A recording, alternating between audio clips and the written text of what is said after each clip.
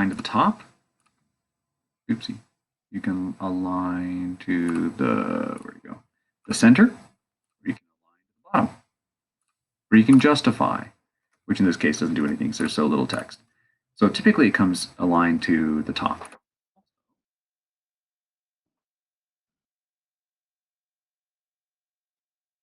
You can choose, and actually for now, the toolbar is acting a little finicky with me right now, so I'm just going to move over here to the paragraph. There we go. We have a paragraph palette over here in the palette, so it has most of the same tools as the toolbar. So we can align left, we can align center, we can align right. Now here's an interesting one. I might have to right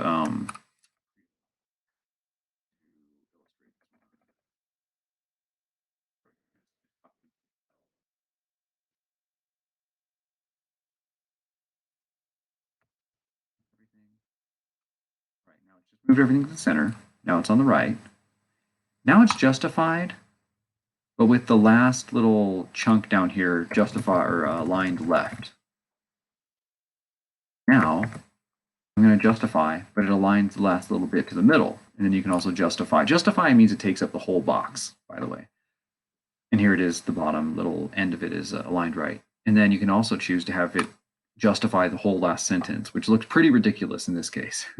Rule of thumb, you don't want to justify like narrow columns. So if you have like a newspaper or magazine, you typically don't want to justify them. Although actually newspapers, I think they very often do. But in the newspaper world, it's considered okay, I think. But in other publications, it looks a little. It makes this word space kind of funny. If you have like a book, like a novel, you do want to justify that because it's so much space that people can't really tell that the spacing has been manipulated. All right. So now let's go over to the character palette here. If you don't have it, you can find it up here. You can go to Windows and you can go to character. Actually, maybe it's type. That's not where I thought it was.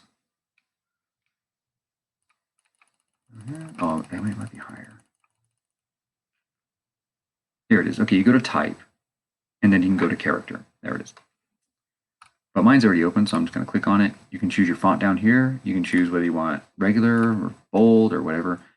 You can choose your font size. And now here's an interesting one. It's called line height. Oh, you know what? It won't do anything if I do it there. Let's go here.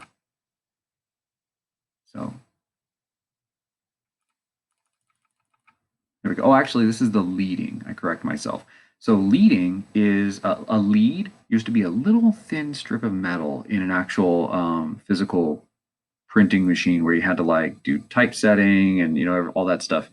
Basically, like up until like the 90s, publications still use that, and it just dictated how high or how much space there was between lines, so you can adjust that. Try to bring it back basically where it was before. All right, now let's set some kerning. So, oh, that's right. Kerning is how much space there is between characters. So if you want to, I have this cursor right here between the I and the P, and I'm cranking up the kerning real high. You'll notice that they're getting farther and farther away, and slowly all the other characters are having to adjust to make space for that huge gap between the I and the P. So that's kerning.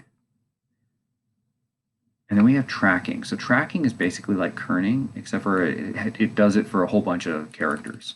So here we are, just doing them all at once. Now, you might be thinking, why would I even want to mess with this? Well, there are times when you're trying to do a box of text on a publication or a flyer or something, and the alignment just is not quite right. Like, for example, you might end up with this kind of